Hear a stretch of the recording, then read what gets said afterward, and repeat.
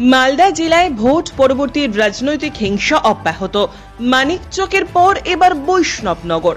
মালদার বৈষ্ণবনগরের জানুটোলা এলাকায় এক কংগ্রেস কর্মীকে পিটিয়ে খুন করার চেষ্টার অভিযোগ উঠল তৃণমূলের বিরুদ্ধে।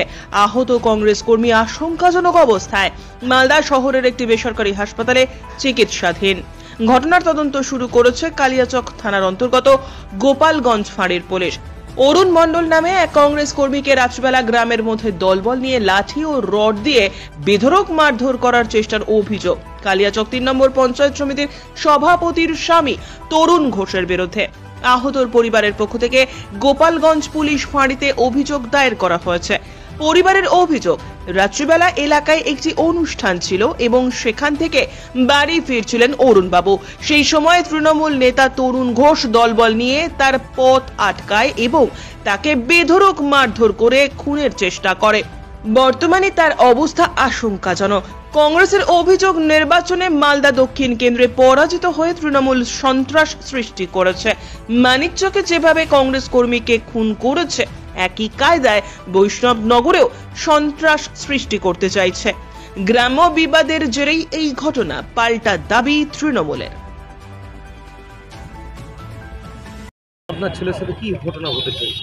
আমার ছেলে গেছে নিমন্ত্রণ খেতে, মানে জন্মদিন ছিল, জন্মদিন খেয়ে আসতেছিল বাড়ি আসার সময় বিজয় মোড়ে ওরা দলবল নিয়ে তরুণরা মেরেছে মানে উঠতে টুটতে পারিনি। অন্য জনা এসে ওরা ওই থেকে পঞ্চায়েত সমিতি থেকে যে মেম্বার ওই উঠিয়ে নিয়ে গেছে, উঠিয়ে নিয়ে যেয়ে গাড়িতে নিয়ে এসে ওরা করে তৃণমূল, তরুণ ঘোষেরা, আর আমরা কংগ্রেস করি, ওই লেগে পার্টির ব্যাপারে মেরেছে।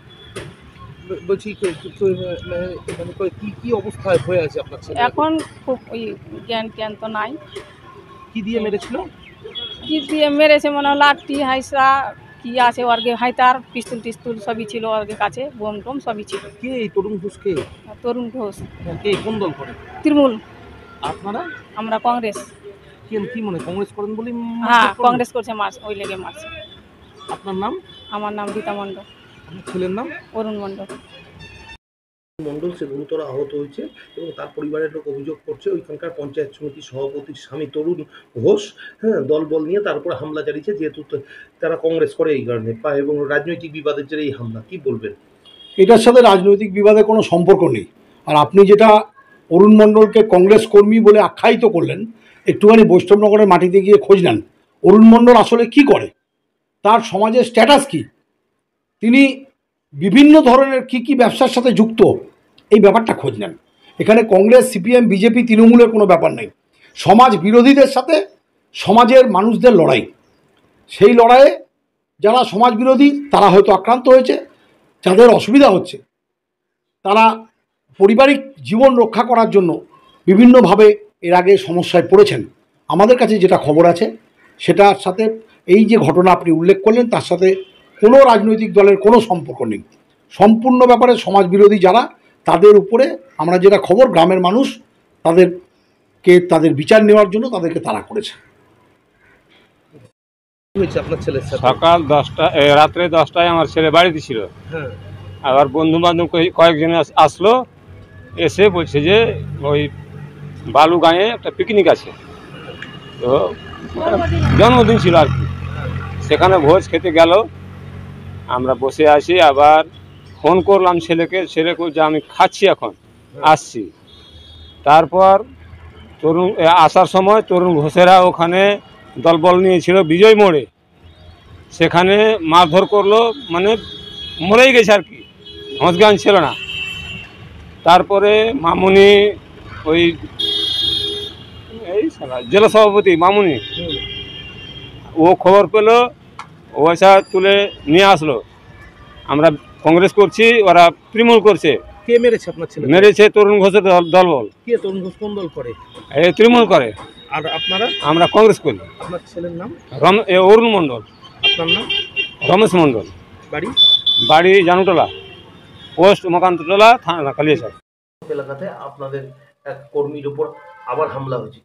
কিভাবে দেখছেন একের পর এক আপনাদের কর্মীদের উপর হামলা হচ্ছে? কি অভিযোগ আপনাদের? আমার কাছে যতটুকু খবর আছে যে ওখানকার পঞ্চায়েত সমিতির যিনি সভাপতি তার স্বামী তিনি এই ঘটনাটা করেছেন। এই তৃণমূল পার্টির এটা বড় নীতি এবং সংস্কৃতি। সারা বাংলায় আমরা লক্ষ্য যদি করি যে কে কত বড় মাস্তান হতে পারে, এলাকার ডন হতে পারে। আমরা দেখেছি অনুব্রত মণ্ডলকে, আমরা দেখেছি আরাবুলকে, আমরা দেখেছি মনিরুলকে। তো এলাকায় কে কত বড় মাস্তান হতে পারে এটা পরিচয় দিতে হয়। এই কদিন আগে আমরা দেখেছি, এই মানিকচকেও আমরা দেখেছি, গোপালপুরে একটা ভালো ছেলে, 22 বছরের ছেলে, সে আর্মিতে, ইন্ডিয়ান আর্মিতে জয়েন করতো আর কি, তাকে পিটিয়ে মারা হয়েছে। সেম কেস আজকে আমরা লক্ষ্য করেছি কালীচক 3 বৈষ্ণবনগরে হয়েছে। স্বাভাবিকভাবে সারা বাংলায় এরকম একটা প্রতিযোগিতা চলছে তৃণমূলের মধ্যে। যত খারাপ কাজ করবে, যত অন্যায় কাজ করবে,